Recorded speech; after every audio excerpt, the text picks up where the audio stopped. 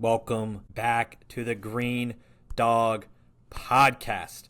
I'm your co-host, Jacob Pearl. Alongside me is your mom's favorite Little Leaguer, the GDP guru. And for this episode tonight, he is Hunter Mid-Major Malone. Sensei, how are we doing? Fantabulous. P6 Prail. Since everyone knows that's the real power conference, is the ones with 6 teams, UMass representing some action. Get some action. Get some action. This is probably my favorite topic that we're going over. Like, everyone talks about Power 4. This is for the sickos. This one right here, where we dive in to a handful, a group of 6 teams, Power 6 teams. These are for the sickos, the hardos, the ones that stay up late, the ones that still miss Pac-12 after dark. We know who you are, and that's why you come and subscribe, and we appreciate you. My favorite action moment from UMass last year was when they were down 42-3. And, they were down 42-0. They kick a field goal to go to 42-3. And they lit off all the fireworks that they had because they went all out for their first Maction game, as one does. And then they got stonewalled. The Maction ain't no joke. Maction's no joke, man. But listen, speaking of UMass, I'm high on them. Right? We're going to get a win this year. I believe in my boy Pop Watson. That team's going to be good. Harris Simiak's got him cooking. Watch out for them boys in Amherst. One win. One. Better than last year. You could take that to the bank. But we'll get to that later in the episode. We got all different types of stuff. Right now, we are in the thick of training camp right now. The days are long. The days are hot. You got dudes putting pads on. They're hitting each other.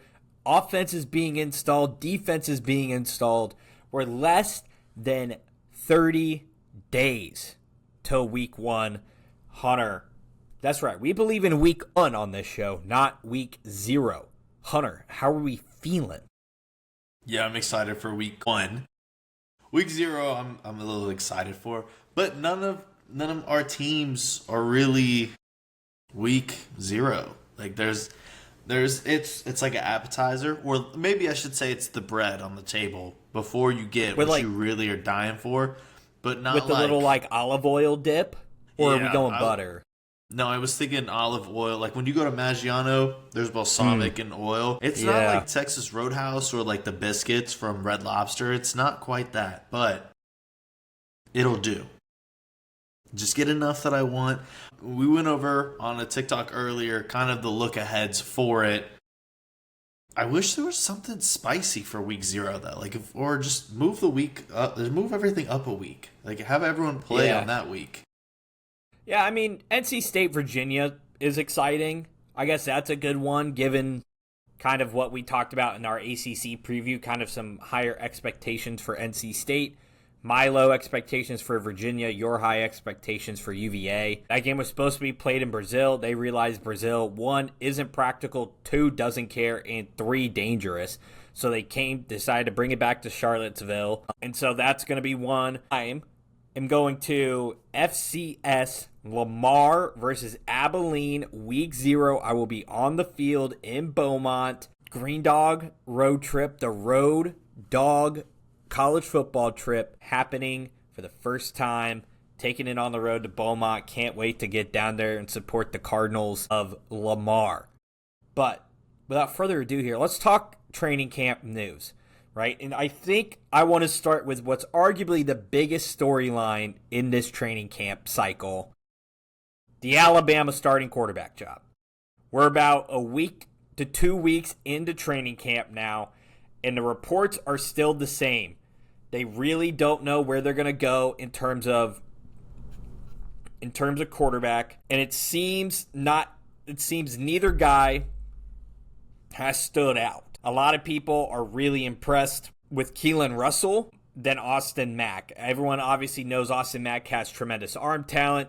He's been with DeBoer for over 3 years. He's waited his turn, right? But Keelan Russell's the big 5-star they brought in, right? Kind of, some people think Keelan Russell is the reason why they kind of asked Ty Simpson to go to the draft, right? Because there was a reports that Ty Simpson was going to come back. And some people are kind of like, we want to see what our investment looks like right now. Whether DeBoer feels like that is a question to be had for DeBoer. But as of right now, it seems like the tide, pun intended, is leaning towards Keelan Russell over Austin Mack as the initial starter week 1. Hunter, thoughts? I personally would lean the other way. I would rock with Austin Mack. I mean, originally he left school early to go to Washington when they were playing in the national championship. Very high ceiling for him. The only thing I don't like is that he started only 1 year of high school football. I like more reps. I like more gameplay, and I think that's probably the difference in Austin Mack being your guaranteed starter with kind of having the Graham Mertz and then DJ Lagway feel. I think Austin Mack wins this, but he doesn't keep it. I just think he doesn't have as much football as you would like. 3 years of, sitting the bench, learning the offense, doing this that's great if you want to be a coach. You have to get Saturday reps. You got to be playing. I think Austin Mack would have been better suited maybe hitting the portal, getting live reps, and then transferring in to battle Keelan Russell. But Keelan Russell, I mean, originally from Duncansville, so he's going to be that Georgia high school quarterback. I'm a big advocate for Georgia high school football. I think they're one of the top 5 states that produces it. Now, he is a dual threat quarterback, but he's more of a throw first, which is what I'm excited about. A lot of people see Keelan Russell and think dual threat, he's going to run a lot. He's not. He's going to hurt you more with his arm than anything. But I think Austin Mack wins this but loses the job because the fans are going to want Keelan Russell. And on the bright side, they don't really have a test early, so they can play both and play the hot hand. But a sneaky kind of look ahead is Jet Tamalo. That's the third quarterback in this. He's a pocket passer and is exactly who Kalen DeBoer wants. Yeah, I think when you're looking at the schedule, you're probably got to do what most people maybe expect them to do. 1 drive Austin Mack, 1 drive Keelan Russell against ECU. Maybe you go 2-2. Let's see what the guys look like with pads on in live action. Because then the following week you go to Kentucky. And while that's not going to be maybe the biggest test in the world in terms of talent disparity, you want a bona fide go-to starter for when you kind of hit that conference play. Then you get Florida State. Maybe that can be the alternate Keelan Russell. Let's say he's the backup. Maybe you let Keelan start against Florida State. But then you got South Carolina, Mississippi State. And then by then, you hit the thick of it with Georgia at Tennessee, Texas A&M at LSU, at Vanderbilt, Chattanooga late in the year, and then Auburn, right?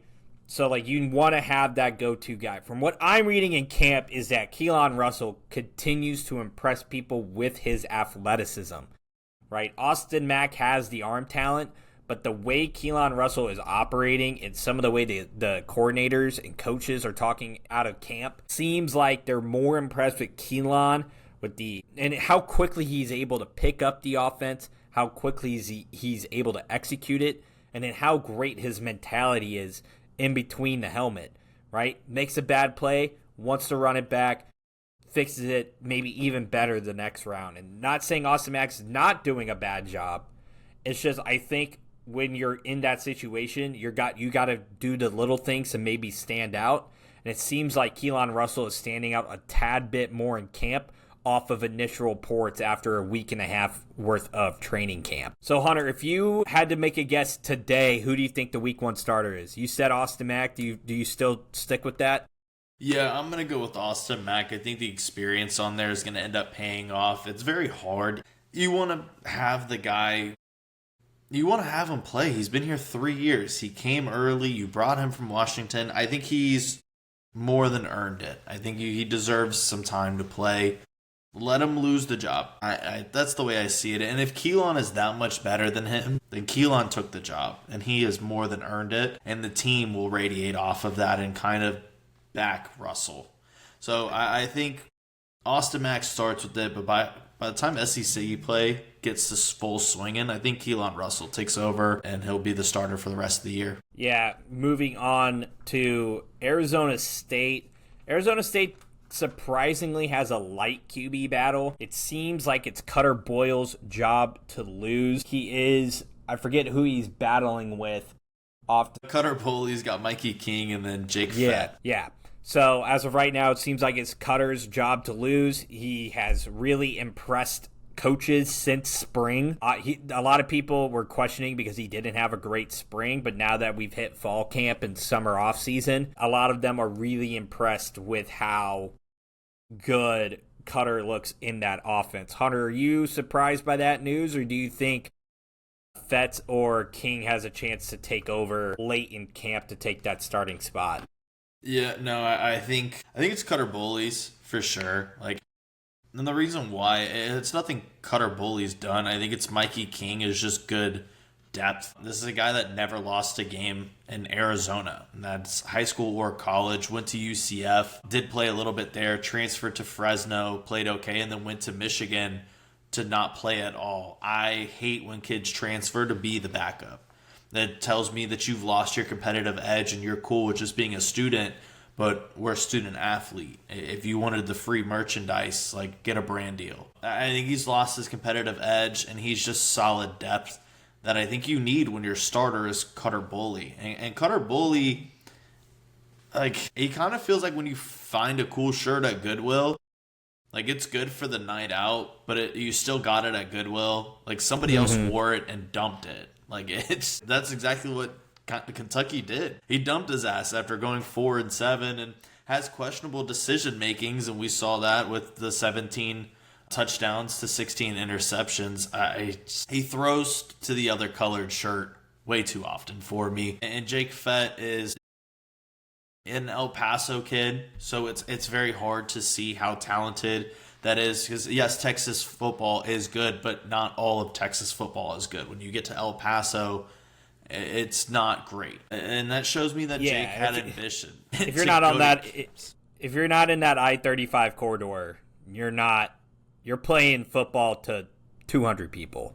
Yeah, and I think it's impressive that he found a way to come out to a Power 4 school, but he's an athlete, the long jump of 21 plus feet. Number 4 quarterback in his class, but I don't think he has the experience, and I think it's going to be a huge growing spurt. We talk a lot in baseball about when you go to AA, that jump from high A to AA is the biggest jump.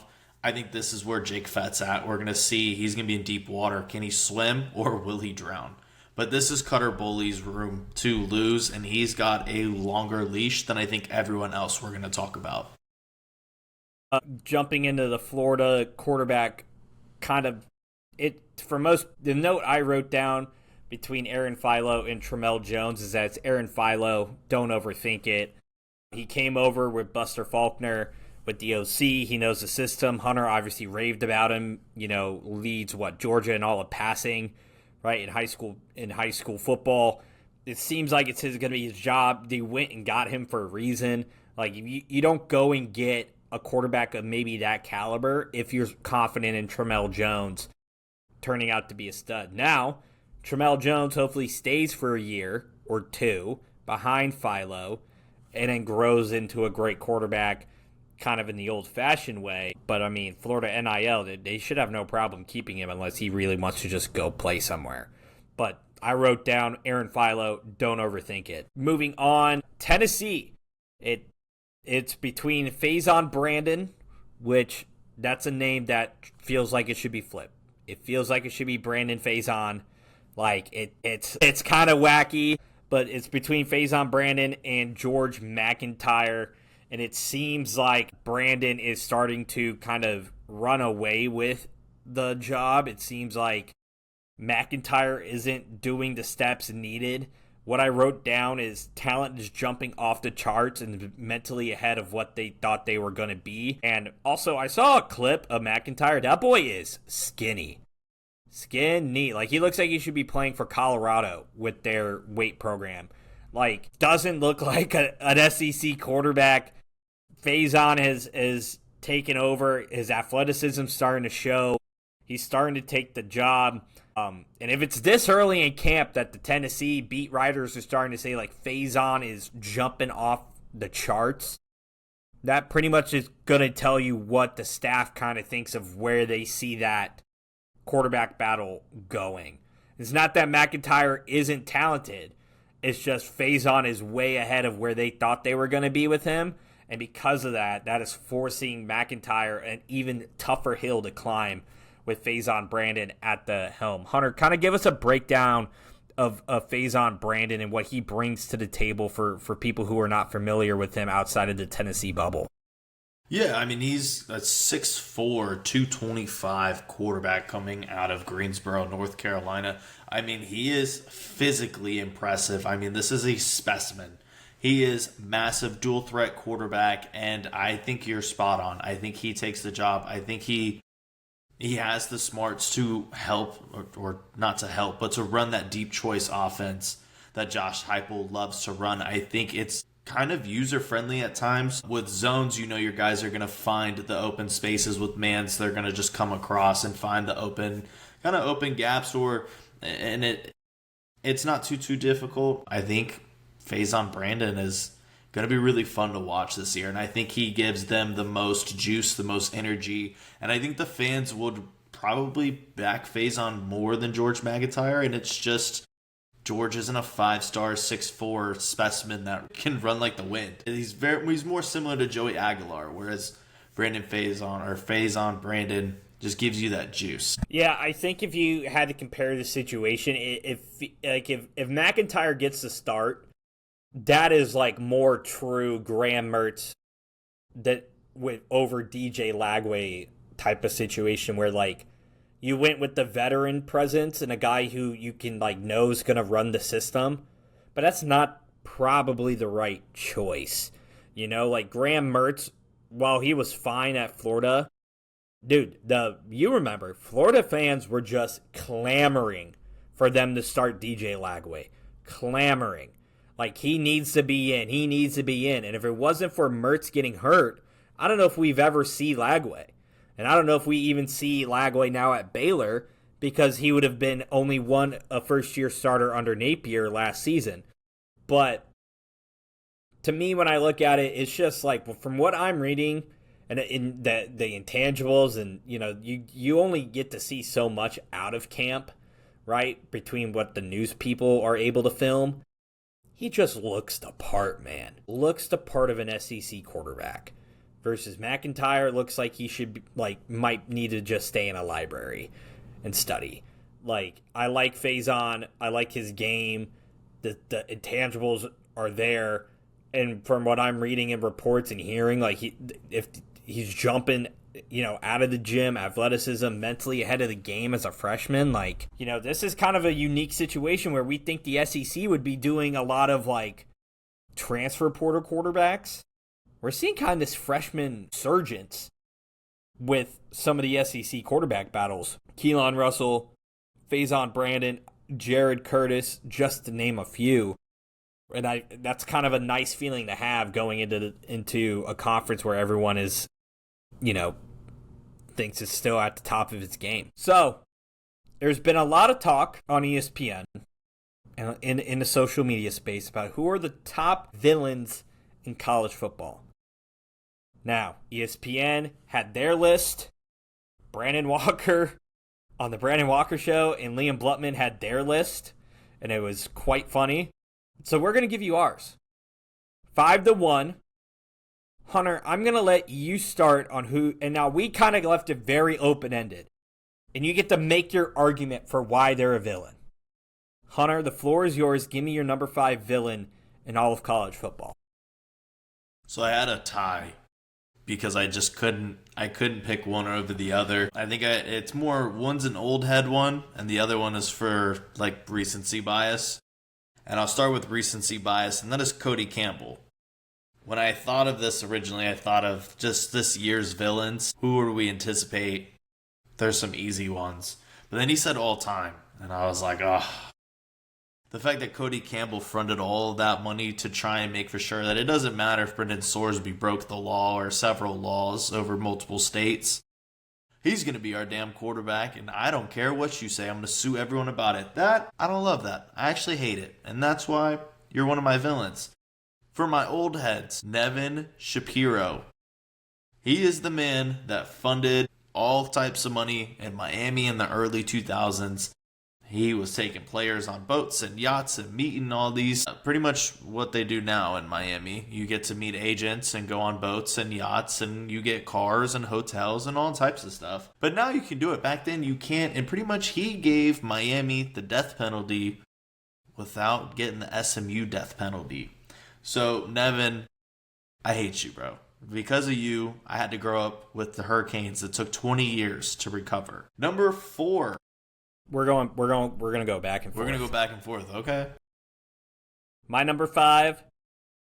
This one's very recent. Diego Pavia. He's my number 5. I hated that little guy. I thought he was so dumb. I hated his ego. At first, I thought he was cool, right? Off the Any Given Saturday doc, you hated right? him at the end of last year. You were so Bro, mad. I hated him. Everyone was like, look at Diego Pavia. And he's like, I should be a Heisman. And it's like, buddy, you played Mizzou, won 13-10, and Matt Zollers came in with a quarter of football and threw for more yards than you did. And he's sitting here beating his chest at 5'6", arguing about trying to be a Heisman. And then he now gets to go work, gets to go be a cashier. I don't know, dude. I hated Diego Pavia. I was so sick of the antics.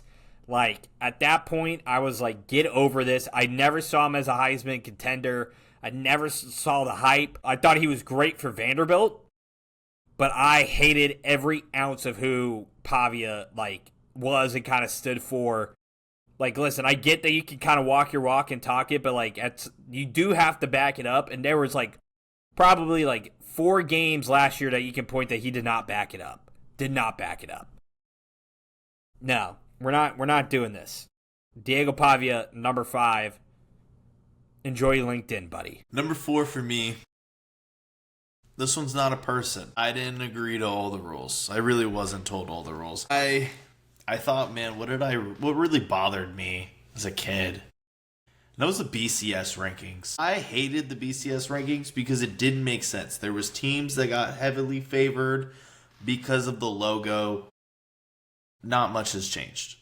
But back then, there was only 2 teams that made the national championships, and I put in parentheses just the 2000th year itself.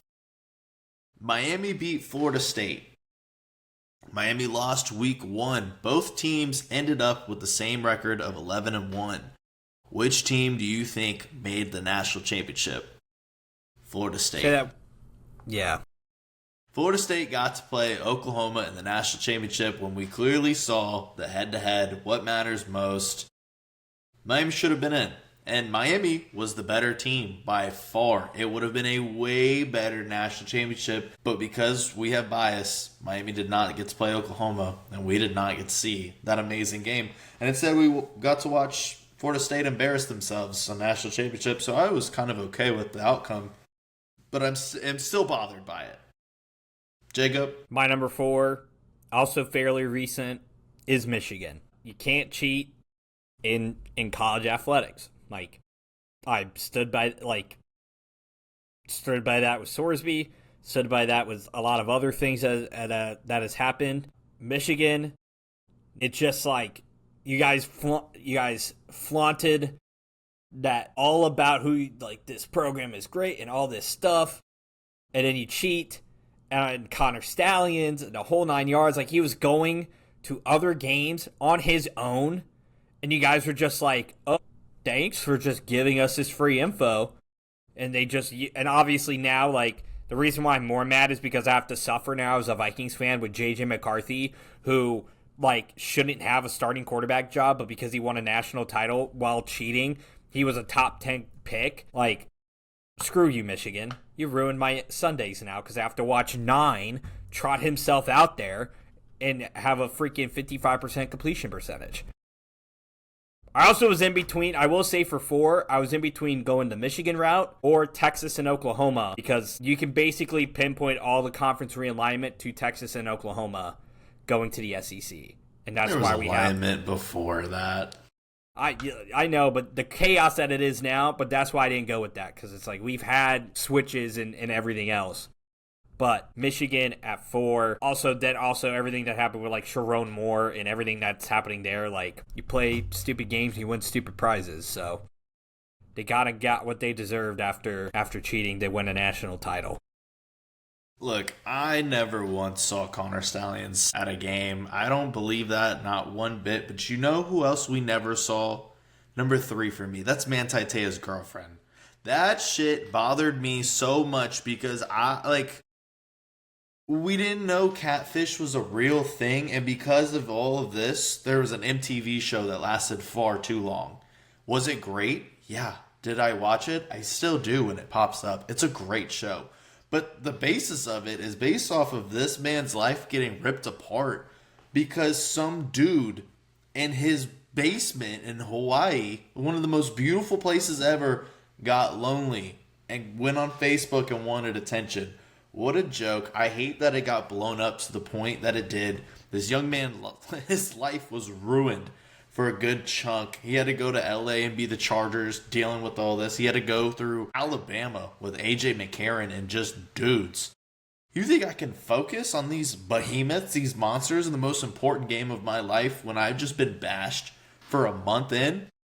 I think it was ridiculous. I hate it. That's a villain that I think should be on everyone's top at least 10. My number 3 is Alabama. Probably during the Saban era, probably the greatest villain that college football has seen because they were in the national title every year. They won it what felt like every year, and it would go from like, to me, the earliest memory, maybe I got the quarterbacks flipped, but my earliest memory of like Alabama quarterbacks was like Greg McElroy.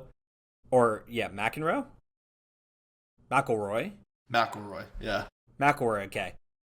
Greg McElroy. Then it was like AJ McCarron. That's the one I remember being like, these guys have to lose at some point. Then when AJ McCarron to Blake Sims? Blake Sims, yeah. Like, and then it was kind of a weird period. And then obviously they I forget who was in between then. But then eventually they came storming back with Jalen and Tua. I mean, I remember the running backs, Derrick Henry, TJ Yeldon, right? Drake, Kenyon Drake, right? Jahmyr Gibbs currently, Julio Jones. Like, you got all the guys. You remember, what was his name? He was the tight end that was going crazy and the Bucks drafted him. Sims? O.J. Howard. O.J. Howard. Like just constant at the top. I got sick of it. I wanted new blood. I was sick of like the whole Alabama thing. I always picked against them in the national title when I could. And like, I think that's also what made college football great, was that you did have that one giant villain that everybody had to get over, which was the Alabama Crimson Tide in the 2010s and kind of in late 2000s, and then most of the 2010s. Was that like, Alabama run? I would say once 09 hit and on, because they kind of upset the Gators in 09 to kind of take that crown, and then the 10 they won, 12, 15, 18, shit like that. But I remember I hated AJ McCarron. I loved AJ. I hated him. He was the reason why I hate him is because he was so good. Like, just like a great, like, when you talk college quarterback, that's a college quarterback. Hunter, you're number 2. He's a longtime pro, too. Number 2, I think it's somebody that gets on everyone's nerves. We all hate them. Whether you think you do or not, you hate them. They're dressed like Foot Locker employees, a bunch of damn no-good zebras. The refs. I hate the refs. But I don't hate all refs. There's one that I hate more than any other group, and it stayed with me my whole life. The refs for the 2002 National Championship. Jacob, I think we can all agree, when a big game is coming down to the wire, with 2 minutes left, I want nothing but flags being thrown on every play. Call every holding, chip, that guy smells funny, flag. That's what I want to see. I want to see the refs do pretty much what they do with the Chiefs. Give it to them. No, we don't want to see that shit. Put that shit in your pocket unless it's absolutely egregious. And when it came down to the last play of the game, Ohio State throws a little goal line fade, which is one of the worst fucking plays to call on a goal line. A terrible call. and the wide receiver let it hit him in the mouth. Just zero clutch skills. Couldn't catch the ball, no coordination. And then the DB hits him, not hard, kind of just incomplete. Confetti falls. They are celebrating. The Hurricanes have won back-to-back national championships. And then about 10 minutes later, the refs want to drop this little sacky thing that they have in their pocket and go, hey, that was pass interference. When I tell you confetti fell, people were celebrating. Everyone was on the field. This was not a quick, fast, everyone exploded, kind of like how we saw Virginia explode on the field last year when they upset FSU. This was a very long, ordeal, and then they dropped the flag. So now we got to clean up this damn confetti, get all these people off the field. They felt like they won because we just watched them win. We got to clean this up and go. We're going to have one untimed down. Ohio State scores. They go into overtime. Game goes on for a couple more drives, and Miami loses the Natty, eventually to Maurice Clarett. And for that, I hate the refs. One, because you cost the Hurricanes the national championship. But two, you should never make yourself part of the game. It's ridiculous. It's one of the biggest things that gets brought about whenever we say the refs get involved way too much. You shouldn't be the decision maker. You should be a rules officiator. And that is it. Very well spoken, Hunter. My number 2 is ESPN. Your ranking system, everything you do, ESPN Bet, the betting, Stephen A., your programming. The only good thing about ESPN is College Game Day. And that's pushing it, right? You find one thing and you latch onto it, like spamming Kirk Herbstreit's dog on my screen every 3 minutes on College Game Day. 1 time's cute, 4 times is egregious. I want football. I don't want dogs, right? I want dogs on the field in the trenches, right? I hate ESPN for what they've kind of done to college football, right? Obviously, it is great if you're a fan, I guess, because you get to now watch all these sicko games if you have ESPN Plus. But it's like you don't get a true unfiltered version of college football, though. They have their vetting interest. That's why the SEC is number 1 in everything, right? That's why they shove it down your throat, because they have the contract, right? That's why Paul Feinbaum comes on here and sings everybody's praises about how tough SEC football is, right?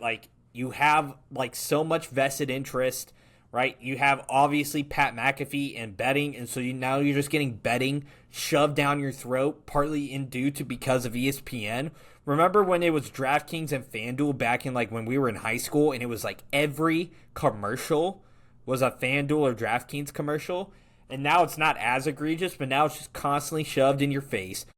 That's why I enjoy looking at guys obviously I like listening to Brandon Walker, even though I think he's okay. I like listening to Josh Pate. I like listening to Bussin' with the Boys. I like listening to Part of My Take. I like unfiltered, no bias had for college football. I don't like that ESPN's trying to tell me it's biased, but it's more based by school, though. You know what I mean? Big Cat reps Wisconsin. Brandon Walker reps Mississippi State. Dave Portnoy reps Michigan. That I'm cool with. What I'm not cool with is that every ESPN thing is trying to tell me the SEC is so great. Then I go to Fox and Joe Klatt's trying to tell me about how Colorado 2 years ago was arguably the greatest team of all time for 3 weeks. And I will say Joe Klatt has gotten better the last couple years. I still think he's not great at times, but he's getting better. But my argument is ESPN number 2 villain in college football. You're number 1. Yeah, my number 1 should be pretty easy if you know me. I hate this team with a burning passion. I hate how relevant they force themselves. I hate the TV rights that they have to NBC. I hate the fact that there's a special rule for them to get in the playoffs when they have no real reason to have this rule. I hate that they schedule about 15 cupcakes and then bitch about shit that didn't go their way. They are the biggest temper tantrum crybaby, colorful words in all of sports. This is the Notre Dame crying Irish. I hate them with a burning passion. They haven't won a damn thing in 60 years. Could be a little less, but man, I've never seen them win anything more than a Pop-Tart. Oh, no, they opted out of that. Sorry, you didn't win that either. I can't remember the last good thing to come out of them. What have you won? What have you done? What have you accomplished? We still aren't in a conference, and we want to shit on the ACC and cry that they went against us because we refuse to join the ACC because we're scared of competition. We want to cherry pick the bottom feeders and claim we play an ACC championship or a schedule, but we don't want to actually face Clemson and then SMU and then Miami and then the top part, the Louisvilles of this year. And we don't. We want the cupcakes. We want whoever's on a down year. And then we're going to play USC, but actually we're not going to play USC because you guys are good this year. We're going to wait for Lincoln Riley to get fired, and then we'll schedule you because then you're going to have this whole change. Like, what are we doing? Like, how cool would it be if right now, because you can do this, you go schedule Indiana, and you have the biggest game in the state of Indiana since Bird was in the national championship. Do you not think that's cool? Like, what are we have an opportunity to schedule all these people to come into our building and make so much money. And yet we want to go and get Northern Illinois. Oh, wait, I shouldn't joke about that because they beat you last time you played them. We went ahead and go and you still made the playoffs somehow. I hate Notre Dame. It bothers me. I think it's the arrogance. I think that's really what it is. It's the arrogance and the entitlement for nothing. Jacob, you're number one. My number one, Fox Big Noon Kickoff. Number one villain in college football. They've ruined the biggest games of the year and put them at noon instead of at night, right? Because now, like, we had freaking, Ohio State, Texas last year? That is a night game. And they put it at 11 because Fox was like, we want the rights. And they get the first dibs because it's a Big Ten home game. Penn State gets, I forget what year it was. I think it was Penn State, Ohio State. We'll put that at noon, too. That is a Penn State whiteout every time. They had to make the whiteout like Iowa or Washington or something, because they freaking put Ohio State, Penn State at noon. I'm so sick of Fox Big Noon Kickoff ruining arguably some of the best slates on Saturdays, which should feel like primetime games, because they're like, well, we get the standalone noon game. Yeah, the standalone noon game is time for me to go get lunch after watching 3 hours of College Game Day. That's time to go to the fridge, heat up some wings, and kind of quad box. Then 2:30 comes. SEC was on CBS. Now it's on ABC. I go to the 3:30, 2:30 window. 2:30 here Central Time. And then I get the night slate. And that's when I want the big Big Ten game or the big SEC game. I want the big game at night, right? Obviously, if you got two big games, give me the bigger one first on the bigger network, right? A&M, Bama on CBS back in the day, right, with Manziel, 2:30, like those, and you got to see the sunset. Those were awesome. What's not awesome is watching Ohio State, Michigan, like the Saturday after Thanksgiving at noon for the 45th time in a row, because you guys are like, this is the biggest game ever. Fox Big's noon, y'all suck. Give me the games back at 6. Give me the games back at 7. Stop making the big game at noon. I'm sick of it. I'm sick of you ruining my slates on Saturday because of you greedy little corporate hands. Give me back my Saturdays. How's that? Good? Yeah, I like the one. I'm not against it. Maybe I wouldn't put it as high as one, but you have a valid point. I'm not upset about it. Listen, I'm just more like, the last couple years, big Noon Kickoff has been bad. I see the logic. I thought you meant just the show. But there was more. So then I was like, the show's fine. The show's fine. Yeah. Pre-game show. The add-ons to like Barstool and all this, it feels like you're trying way too hard. I just want you to cover every game, like every team, every game. I want everyone to be touched. Whoa, pause. Resume. I want everyone to be touched. Okay, Sandusky. Wow. And there's a reason he wasn't on my list. I didn't want to touch that topic. Yeah. No, but it's just like, it wasn't as bad because I think the complaint used to be I think Big Noon's complaint used to be they used to put on terrible games. Like, you used to watch like Purdue Northwestern at noon on Fox, and people would get mad. Games. And I'm like, no, that's what you're designed to do. So we can get Pat the bigger White game at like West Virginia playing Cincinnati, and I just want to watch him just run and shit on everybody. That's fun. Like, yeah, but I'm also sick of it too. Like, they'll be like, oh, we're gonna go to Arizona State for Arizona State Texas Tech, and that game's gonna be played like at 11, which it wasn't. It was played a little bit later because of Pacific time or Mountain time, and I'm just like, dude, that game at that time should be in the evening or in the 2:30 window, 3:30 window, right? Maybe even the 4:30 window. Like, for like, I don't know. I feel like Fox Big Noon has like killed some of like the hype on Saturdays because you're like, oh, this game's at noon, versus like, you know what I mean? Like Ohio State Oregon or Ohio State Indiana, if those games are at noon, I'm gonna flip. If those games are at noon.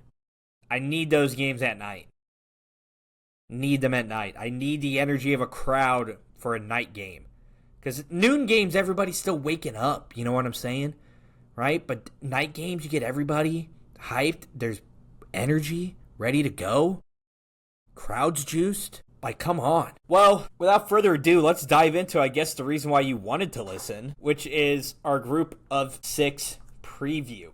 Here are the rules. Obviously, there's a lot of teams in the Group of 6. We do not have time to cover every single team in a Group of 6. So Hunter and I pick 3 teams that we're really high on / we think you need to keep an eye on in the Group of 6.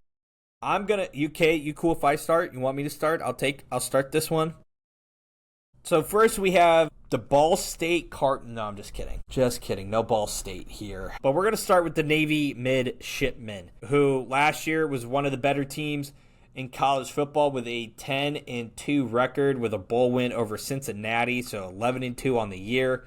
They ranked 31st in scoring, 1st in rushing, of course, 131st in passing, also, of course, with a total of 415 yards per game. Defensively, they were top 100 in every category, top 70 in 3 categories as well. So this team, what do you need to know about Navy? Well, it's the same Navy that you always have kind of known and who you love, right? They're going to run the triple option. They're very disciplined. They're not going to give penalties, and they play really good defense. The quarterback this year is going to be Braxton Woodson, and the running back is Victor Lastori. The slot back looks like it's going to be Charles Robinson, who was also the Admiral Mack Award winner in the spring. What I wrote down is that he's an absolute playmaker. We also got Luke Hutchinson as well on the offense, who's one of their better athletes.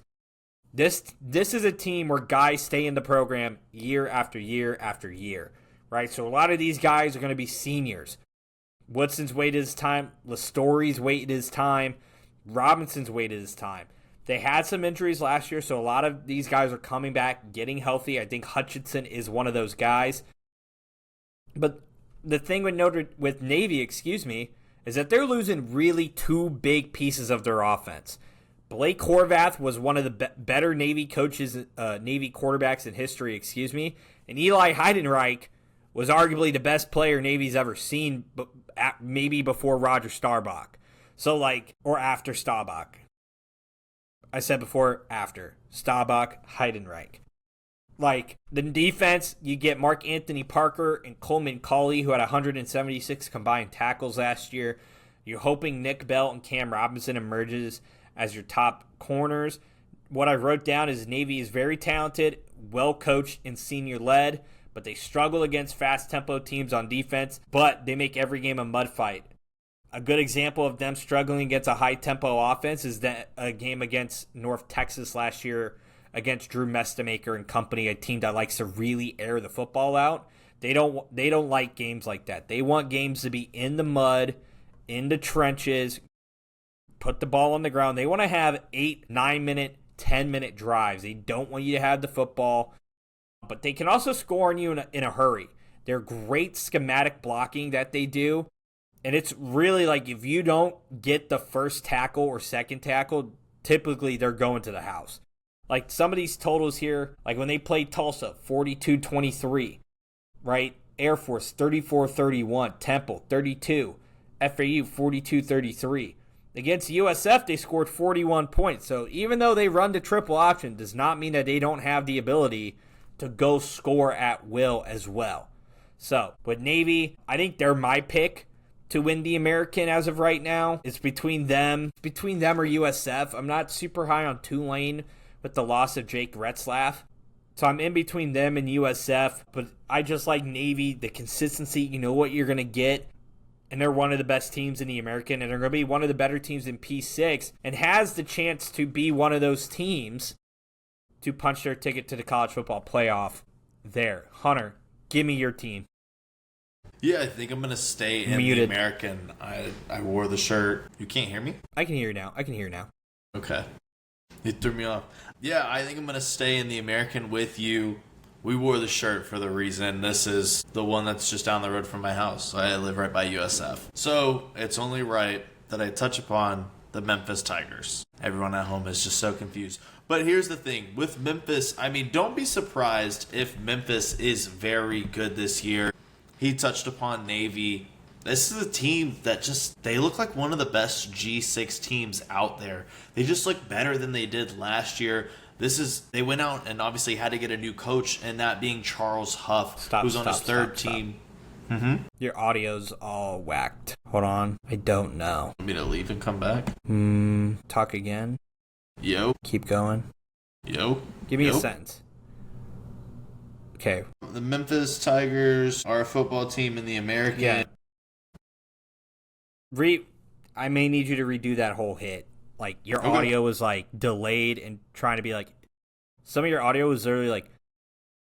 The Memphis Tigers and Charlie Huff? Like, it was speeding up. Sped up. That's fun. Yeah. Okay. Take it from the top. All right. Yeah, so the team that I'm looking forward to this year, and the first one I'm going to touch upon is, obviously, part of the American. We wore the shirt for the reason. I wore the hat. I live here in Tampa. I want to talk about the Memphis Tigers because I'm going to keep everybody on their toes. We'll probably get to them later. We'll see. But Memphis, don't be surprised if Memphis is very good this year. They look like one of the best group of 6 teams out there. They just look better than they did. Obviously, Ryan Silverfield. Why is it doing that? Let me stop this recording. You jump out, jump back in, and we'll take it off from the top. Okay. My number 2 team that I want to touch upon is in the newly formed Pac-12. That's right. Pac-12 After Dark is back. And I'm going to pick who's arguably the favorite to make the CFP this year out of the group of 6, and who's who I really like to win the Pac-12, and that is the Boise State Broncos. Long time dominance in the Mountain West. Bringing it over to the Pac-12, Spencer Danielson is in his 3rd year now, been 24-8 in his first 2 years. 2+ years.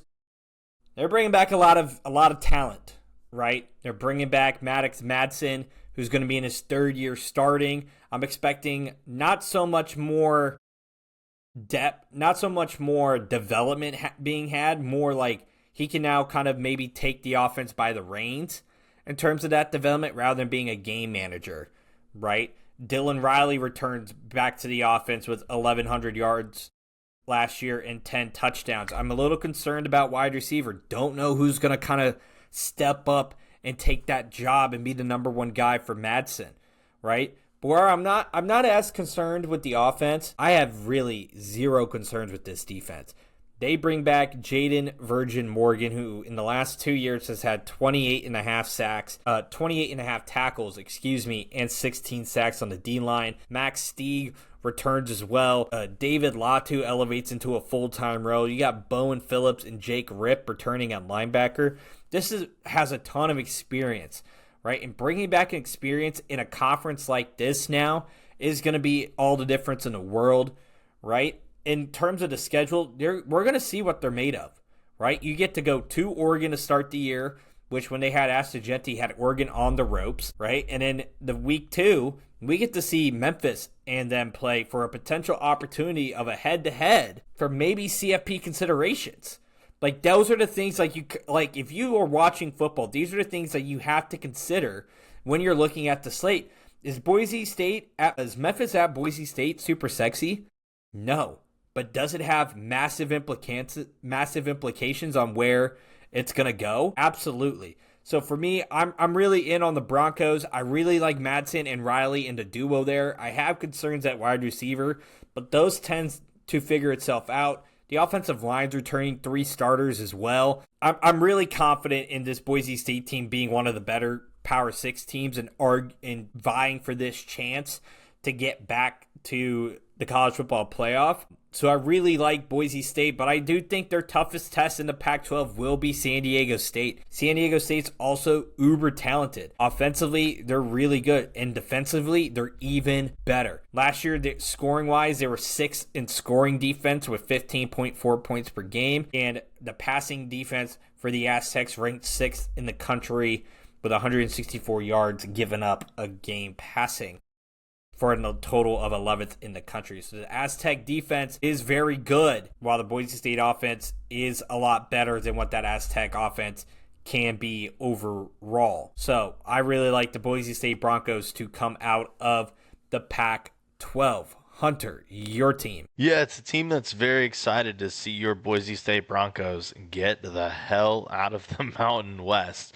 I'm talking about the UNLV running Rebs. I mean, coming off a 10-4 season, and now Dan Mullen enters year 2 with a roster that has legitimate talent in nearly every level. This is, I mean, a team that was trying to win the damn conference, I think, was it 3 or 4 years in a row they've gone and lost. Their biggest test is gone. They are expected to compete and win the conference championship this year. It's a team that's not looking to just simply rebuild, but reload. Coming out, they're going to have to face Memphis, a team that we just touched upon in week 0. This one's going to be at home, so we're going to figure out which roster is very legit off the bat. And I think the biggest headline from UNLV is the quarterback competition between Alex Orji, who we saw last year win the job against Anthony Calandria, starter, over at Nebraska. Now we have former Oklahoma Sooner and Auburn Tiger starting quarterback Jackson Arnold. I think Jackson Arnold has the talent, the skill, and just everything that Dan Mullen wants in his quarterback. I think he is going to be the winner of it. It's just, what version of Jackson Arnold are we going to see? Are we going to see the very confident and just gunslinger, and when nothing's there, I'm going to make something happen? Or are we going to see the tentative, the weak short arm throws that just lead to interceptions? That's what I'm very interested to see. He's very much a major head case, but Alex Orji has been around for a while. It's hard to write him off. The quarterback room is it's a very deep room, especially for the group of 6. But if you have 2 quarterbacks, you have none. Running back Jet Thomas is looking to be a guy that I think is going to be the heartbeat of this offense. You are nothing without your run game, and everything works off of it, especially in Dan Mullen's offenses when he's got the run game going. Obviously, the quarterback run with Tim Tebow back in the day, but also Alex Orji and Calandria last year were able to run pretty effectively. You add in Jet Thomas on both ends, defense has to stay disciplined, and that's going to lead to gap integrity. And if you get over ambitious, you're going to open up a hole for me. The wide receivers for UNLV have serious potentials. I like Lyons and Irvin Jr. I think both of them are going to be extremely talented in playmaking, or have playmaking opportunities for them. I think the defense is going to be where things get interesting. They need to have a huge step up, and I think they're going to be able to, especially with Justin Flo, the former Oregon and Arizona linebacker, brings the experience and physicality to a already veteran-heavy linebacker group. I think you're going to see step up defensively. Second year, and Dan Mullen's offense is going to be a step up, and not only scheme, but kind of sophistication. And I think both quarterbacks are capable of it. Don't be surprised if UNLV just comes out and wins the Mountain West. On the flip side, I have who I think has a chance to go win the Mountain West. That is the New Mexico Lobos. Arguably, some of the best uniforms in all of college football. Those turquoise, ooh, those are nice. Very nice jerseys. This team, we talked about Boise State being, has a ton of experience. So does New Mexico. Jason Eck returns for his second year, has an immediate impact with the Lobos, going to a 9-4 season last year. Jake Lane returns as quarterback again. He had 2,486 yards and 13 touchdowns last year. I think he was injured for some of those games as well. Scotty Humphrey returns for running back, but he was primarily the backup last year. He hasn't had a chance to really win the job per se. So keep an eye on Memphis transfer Cameron Matthews as the guy to maybe be RB1 in this offense. They weren't impressed with Humphrey out at spring ball. We'll see how training camp's going right now. Keep an eye on a guy named Memphis transfer Cameron Matthews. The wide receiver room has two major transfers in UNLV's Troy Omriri and Eastern Washington Miles Williams. And the offensive line brings back 4 starters. That is so pivotal in a league like this to bring back experience on that O-line. The defense, they bring back, how about Defensive Player of the Year in the Mountain West, Jackson Eck, right? Linebacker returns. The defense only gave up 22.3 points per game last year, which ranked 46 in the country. Tavian Combs and Austin Brawley return in the secondary as well. Now, here's what I wrote down. Offense and defense lost key pieces on both sides of the ball, but they're going to need people to step up. But they have the experience already in place to help get some of these new guys on track quicker than probably anticipated. While UNLV may have some of the more talented players, New Mexico is going to rely a little bit more on experience and their experience within the Mountain West to help lead them to where it goes. And I think UNLV and New Mexico are perfect juxtapositions of each other. One team super focused on defense, and obviously we know with UNLV, Dan Mullen, that offense wants to get ho-humming and get going. So I think that's a really beautiful juxtaposition when you're looking at two of the top teams in the Mountain West. I really like the Lobos. I think they're going to surprise a lot of people. I think a lot of people are sleeping on them, and I think they have a chance to upset UNLV potentially for that Mountain West title. Hunter, give me your last team. Yeah, I think that matchup is going to be hopefully insane. Hopefully we get that matchup. For me, I think the hat says it all. This one's not a trick. I am going to talk about the USF Bulls. Those are my dynasty team. We have a big dynasty matchup for all the boys, and at home we added my brother into it. So USF is the team that I'm rocking with, so I got to touch upon them. And one of the biggest flips, I think, out of all of the teams, we see Alex Golesh leave. He brings his Louis luggage all the way to Auburn. So in replacement, who are they going to get? One of the biggest coaching names we didn't even know was available, and that's Brian Hartline, the man that made everything happen for Ohio State at the wide receiver position, started going into offensive coordinator a little bit as well. Bulls are coming off a 9-4 season. Now, they started off red hot early in the year, and I think they got just caught in the American. A lot of teams skipping a week. We saw Navy and actually, there was another, Memphis, both took this week before, and they were like, this is non-conference, this does not matter. We're prepping for USF, and took 2 weeks to prep for USF, taking the L in a non-conference game to make for sure they get the W against USF. So unlucky scheduling, very strategic by the American schools, which hats off to you, bro. But don't think that this is going to be a rebuild. This is a reload. Now, Brian Hartline attacked the transfer portal aggressively, and he had to. We can't just rely on the other dudes, high schoolers, coming in. We have to get talent right now. USF opens a stadium next year on campus. We need the energy and the juice. And I think he legitimized the roster with power forward talent on almost every level. Not only that, but he's bringing over that offensive philosophy that he had over at Ohio State to USF. Big hires with Tim Beck and Josh Aldridge. Mike Hartline's coming over as well for offensive and defensive coordinator, and then quarterbacks coach being Mike Hartline. I think the biggest question is simple. Can Hartline take what made him successful at Ohio State and translate it in a group of 6 program immediately.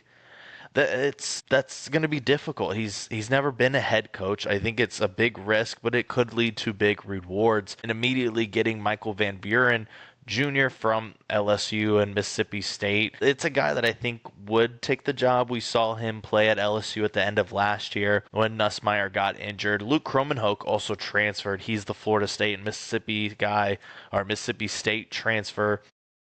He just has never been able to stick and play where he's been. Both are big physical quarterbacks, but I think Michael Van Buren's got to be the guy you go with. The running back room last year with Isaac and Crowther both looked really good. I think it's a good blend of mix, and I think Isaac is going to be the lead back for this year. He's only a redshirt sophomore, but he is explosive.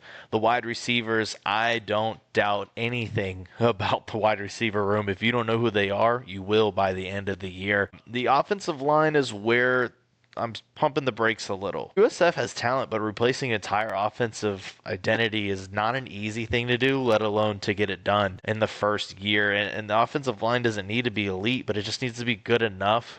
That's where I question is, can they be good enough? That's probably the weakest part of them. Now, defense has been their strength. We saw it last year. CJ Hicks, the big name to come over from Ohio State. He brings elite level, just recruiting pedigree, Power 4 experience. He's going to be the leader of this team, and I expect the defense to kind of follow with him. You also have Grayson Howard, the kid coming from Florida and South Carolina.